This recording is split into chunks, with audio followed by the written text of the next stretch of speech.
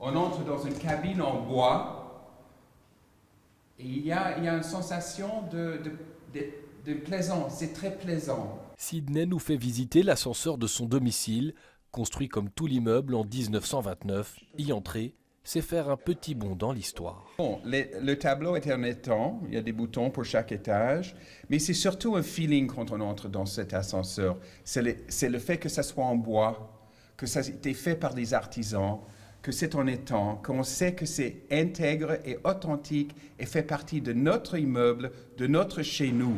Notre chez nous, car ici l'ascenseur respecte le design du bâtiment d'époque, les dessins, les matériaux, les couleurs, tout.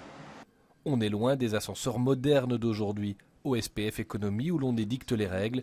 La plus importante, c'est évidemment celle de la sécurité. La fermeture des portes, le freinage de l'ascenseur qui doit être à niveau du sol, l'éclairage, les caractéristiques électriques et alors d'autres exigences plus administratives comme certaines mentions obligatoires dans la cabine ou la présence d'un dossier technique. Mais comment faire tout cela sans détériorer des installations anciennes ? Sydney a créé une ASBL pour défendre le patrimoine et l'artisanat.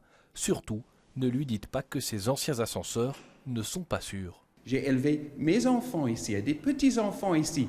Les propriétaires de cet immeuble veulent que leur ascenseur soit en sécurité. On compte 12 000 anciens ascenseurs en Belgique, mais seulement 250 à Bruxelles. Les amendes en cas de non-respect des normes peuvent grimper jusqu'à 150 000 € et entraîner un suivi en justice.